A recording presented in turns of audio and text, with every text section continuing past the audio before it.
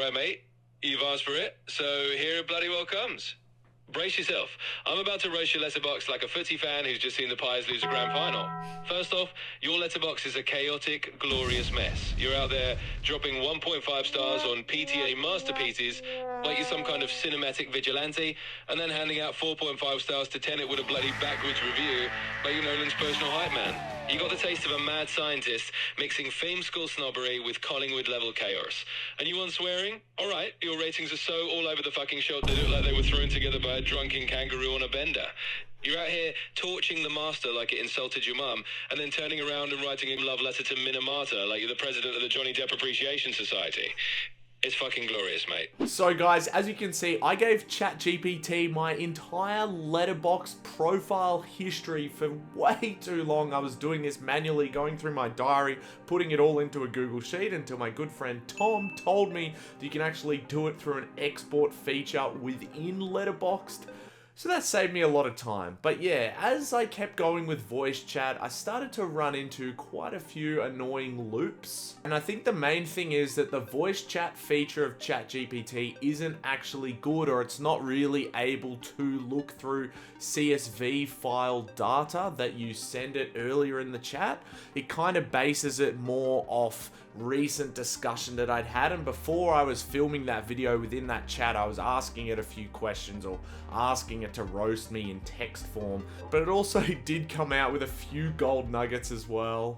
You gave Persona a bloody 1.5 stars. That's like walking into the Louvre, staring the Mona Lisa in the face and saying, nah, looks like a piece of shit to me. You basically took Bergman, one of the most revered directors in history, and chucked him in the bin like yesterday's rubbish. That's not just a bad take, that's a fucking war crime against cinema. And don't think I didn't see you absolutely annihilating V for Vendetta with another 1.5 star nuke. That's a cult classic, mate. And you just took a massive dump on it like you were personally offended by Hugo Weaving in a mask.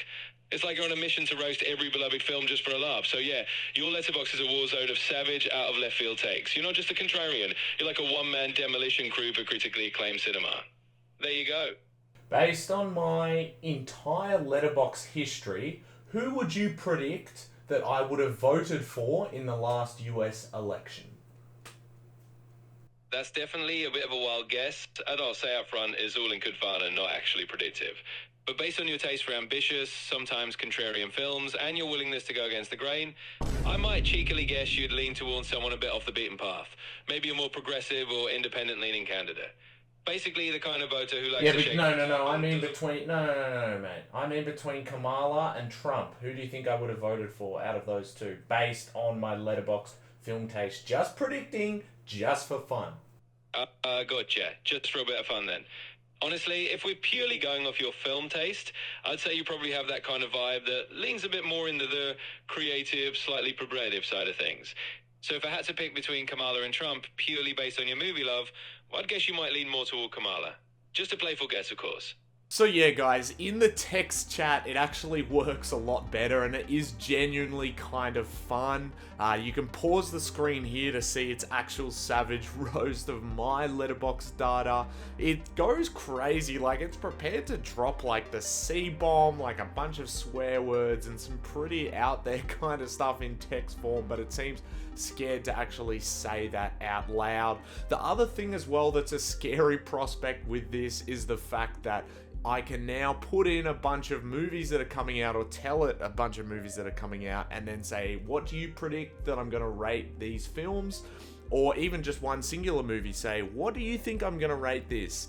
And it's pretty scary that I kind of have that as a predictor now, so I'm going to be curious to test that out. Let me know down in the comments if you want me to make a video about that.